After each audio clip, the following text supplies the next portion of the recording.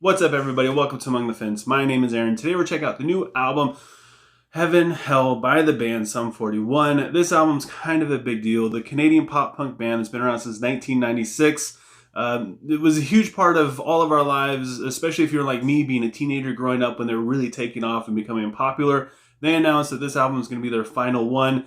It's very sad. I wasn't going to do a review on this album, but I decided I'll never get another chance to do a review on a new Sum 41 album, so I might as well take advantage of it while I can and really dive into the band. Their 2001 debut album, All Killer, No Filler, was just that. It was rated 9th greatest pop punk album of all time, and then their sophomore release, Does This Look Infected, built even further on that. It showed that Sum 41 is here to stay and they should definitely be taken seriously. Then they won Album of the Year with their third album, Chuck, which was heavier, a little bit more mature, and had a little bit more of a metal side. And then the next 4 releases would dive a little bit further into that metal genre, and they would have kind of a hard time reaching the same amount of success that they saw before. But honestly, I mean, they didn't really release a bad record. I especially like Underclass Hero. That album is absolutely fantastic. And their last album that they released, which was Order and Decline, was 2019. It was 5 years ago. And honestly, that album was just okay. It was dark. It was heavy. It was very serious. And honestly, it kind of left us wondering if they were just going to continue putting out music that was like that. If they were ever going to go back to their pop punk days, if they were ever going to become fun and bouncy, or if it was just going to stay really dark and dramatic and I guess mature would be the word that a lot of people would use. Well, here we are with their 8th studio album, Heaven Hell, which is actually a 2-side album, like 2 discs, I guess, if you're going to think of it in CD terms. The first one, being Hell, is actually like it's like a throwback, and they're doing a lot of their pop punk kind of stuff on that disc. And then for Hell, they continue with the metal sound, and honestly, I feel like that's pretty cool considering, you know, their last album, it starts the way they started in pop punk, and then it finishes the way they kind of transitioned into metal, which I think is a really cool touch. They open up the Heaven side of this album with the song Waiting on a Twist of Fate. It's just a great pop punk jam. It really sets the tone for the first half of this album. The riff is super bouncy and the chorus is catchy as heck. And then we have the song Landmines, which is one of my favorites. Has a really strong nostalgic feeling, especially the build-up going into the chorus. Reminds me a lot of something that Green Day would have done back in the day. The chorus is an earworm that will be stuck in your head for days on end. Then we have the song I Can't Wait, which has really strong Blink-182 vibes. Verses 3 and 4, fantastic. When everything drops out going back into verse 1, it just makes it feel so epic. However, I gotta admit, I didn't really care that much for the chorus, just because it felt over repetitive, doing the same thing over and over again. I did love the song Johnny Libertine, which is also kind of Blink-182 inspired. It's super quick with a constant riff, steady drum pattern, and it's just so freaking good, especially once it gets to the bridge. It's over before you know it, and you wish that it was twice as long as it is. And then we have songs that are more relationship based, like Time Won't Wait. This one is about being tempted to be in a fun, yet also toxic relationship with someone. And if you wait any longer, this opportunity is going to be gone. I absolutely love the progression and the resolution of this song. Like the chorus in this thing is it's so good. It sounds so fantastic. We also have the song Dopamine, which is also relationship based. It's a song about realizing that the person you're with or dating or whatever wasn't really interested in you. They only were hanging around because you gave them a good hit of dopamine. You're starting to find that, you know, you didn't really mean anything to them. This song paints a really good picture of the emotional pain that he is going through when he realizes all this, and it just hurts. Then we also have some more Sum 41 inspired songs like Future Primitive. Finally, it's like, I don't know, the 4th song on this album. We get something that just sounds like Sum 41. It's super quick. It's very much in your face. There's a little bit of grit on the guitar riff that I enjoyed a lot. Even the guitar solo screams Sum 41, and the lyrics hit it right on the head too. Bad Mistake is another old school Sum 41 sounding track. The quiet vocals in the verse make the chorus hit so much harder. It's not that it's a big chorus. I mean, I would even say it feels kind of mellow. It's just got a really steady groove to it. It sounds fantastic. And again, the solo reminds me of something that would be found on Hellsong. We also have some really emotional, deep songs on this album, like Not Quite Myself, where he's struggling a lot with depression. He's all doped up on pills. He's asking for help, but nobody seems to be able to help him.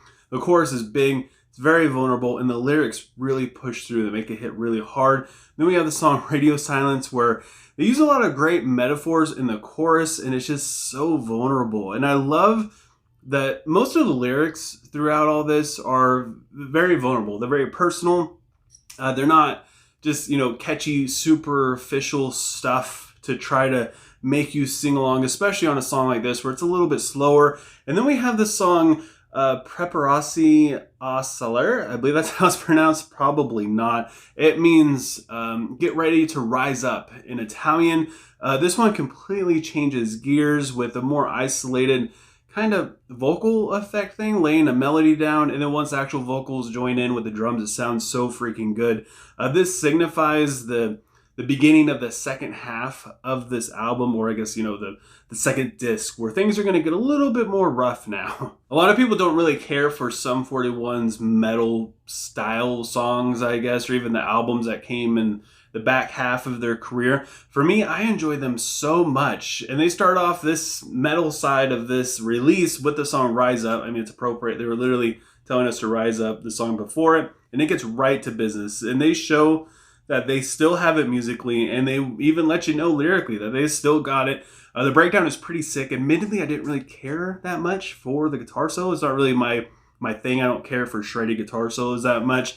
It's just crazy to hear how well they're able to write pop punk songs, and then literally the next song come out with something that's more metal sounding and just completely pull it off. It sounds so good. Then we have the song Stranger in These Times. This one has a really fun riff as well. The verse just sounds so good. The chorus is super catchy. It would fit right in on any of the songs off of the album. Does This Look Infected? Any of their old stuff. It's interesting because it even fits in with some of the more pop punk sounding stuff that they do. The lyrics also, they say something different, even though it has the same theme that's already been covered in songs that came before it. It just doesn't sound like they're singing about the same thing over and over again, which I enjoy a lot. And then we have the song I Don't Need Anyone. This is going to sound kind of bad. It reminds me of a band from the early 2000s that a lot of people don't really like anymore. Kind of generic sounding, specifically in the riff of this song. I'm not going to mention any band names, but if you listen to it, it's definitely there. It's just, I don't know. It even sound, I don't know. I still enjoy it. It sounds good. The hook that the chorus has is fantastic. And I just love how simple and heavy this song is. They don't really overcomplicate things. Then we have my favorite song on this entire album, Over the Edge, which continues the same kind of sound from I Don't Need Anyone. It's got a really catchy riff and melody. It flows so well, especially in the chorus. It's got a good contrast between the really abrasive verses and the smooth chorus. And I just love how this chorus leaves you wanting more. The breakdown is super solid, especially for something that was written by a pop punk band. And then this is where the album kind of takes a little bit of a dive for me with the song House of Liars. This one, it's about, I'm assuming it's about religious hypocrites. I could be wrong. I didn't really care for this one all that much. It doesn't really have anything that stands out to me. The riff isn't really there. The verses are kind of just there. The chorus is, I don't know. This one felt more of like a filler song. I can understand, because it does have a little bit of hype to it, I can understand why people would be into it. But compared to the other songs that have all these different nuggets in there, this one it wasn't really there for me. The same could be said for the following song, You Wanted War. I absolutely love the riff. It reminds me so much of Thrice, but outside of that, I just couldn't get into it. The chorus is just bland to me. The verses aren't really that inspiring either. The solo didn't help that much. And this song just feels way, way, way too long for just how much stuff is really in it, for how unexciting it is. And then we have a cover of the song Paint It Black, which is one of the most just haunting songs of my childhood, because I played Twisted Metal Black when I was way too young. And when this song plays at the end credits, I don't know, it left some scars, I guess you could say. However, this is a great cover. The only thing they mostly changed on it was just maybe just slightly faster, I think. And also it just had a heavier distorted guitar. The mix on it, of course, is better than what the Rolling Stones were able to do. But I mean, other than that, I had a hard time seeing the point in this, other than the fact that they do the song a lot live. So they might as well do a recording of it, because this is their last chance that they're going to actually have fun doing this song. So yeah, I mean, I do get it though. This is like their last hurrah. They might as well throw it in there. And then we have the song It's All Me, which has the most aggressive vocals on this entire album. They said that this song was written around the time when they were writing Chuck, which was their third studio album.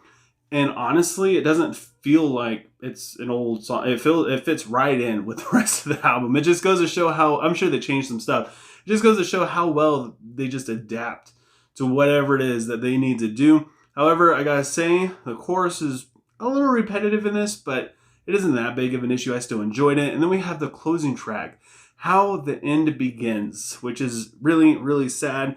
The lyrics are, they're as real as it gets, I gotta say. They're very personal.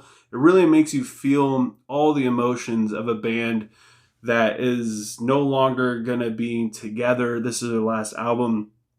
Not only like for the band, like you can feel the struggles that this band had, not only like within themselves, but really just seeing the inspiration that they were within their musical atmosphere, especially when they were coming up. There's all these heavy hitters back then, like Blink-182, Green Day, and then you get like later on like Good Charlotte, Simple Plan, bands like that, even like Newfound Glory, like not really the same kind of genres, but all these really big bands pushing their way to the top. And then there's Sum 41, and I feel like a lot of people don't think that they're as influential, as relevant, and as important as some of those other bands like Green Day and stuff like that. But to me, I mean, absolutely, this band was like it. I would throw on a Sum 41 album before a Blink-182 album any day, especially now that I'm growing up. Blink-182 is still singing about being in high school, and these guys, like they grew up. They were there with us, you know? So yeah, this was a good listen. This closing track was rough. This is just an all-around solid album. I gotta admit, they did start to lose me towards the end, but they still won me over. The pop punk side of this is very enjoyable. Some of the songs kind of sound the same, but I mean, it's pop punk. What are you gonna do? I really, really enjoy the more metal side of Sum 41. So once we get to the back half, the hell side of this release, that's where it really started to come alive for me. I enjoyed it so much. The riffs were great. Breakdowns were fantastic. The vocals were good. It's weird because listening to Heaven, you really, I don't know, to me it just seemed like the band was kind of out of place. It felt like it's been a long time since they've had the right songs like that. It felt like they were just kind of going through the motions. And then once you get to the hell side, that's where the band is like, okay, now we're in our groove. This is what we do now, you know? And to me, that's the way it felt. I know a lot of people are going to see this differently. More people are going to like the pop punk kind of stuff. But me personally, I just enjoyed the back half of this album so much. I've listened to it a lot of times just for my own personal enjoyment. And I really like that this album starts off the way this band's career started off and ends the way the band's career started off. You literally get this band's entire career summed up in one album with pop punk, and it progressively gets heavier and heavier and deeper and darker and more mature and questioning different things, diving into depression and stuff like that, where it starts out just more fun and chill, you know? And I really enjoyed that. They left us with something great. This is a beautiful send-off. With all that said, I gotta give Heaven and Hell by Sum 41 a 7 out of 10. But I want to know what you guys think. I know a lot of people are split on the different genres that they cover, you know, pop punk, metal, whatever. But yeah, leave a comment below letting me know what you thought of Heaven and Hell. Let me know what you would rate it and what your favorite song is. And if you enjoyed this video, don't forget to give it a like. Doing that helps me out so much. And also, if you want to help support me and my channel even further, don't forget to subscribe and ring the bell icon. Doing any of that stuff helps me out tremendously. I appreciate it more than you could ever imagine. And I just appreciate you guys more than you could ever imagine. Thank you so much for just sitting here and listening to me talk about music. And I hope you have a good rest of your day or night whenever you happen to be watching this. And I'll talk to you guys next time.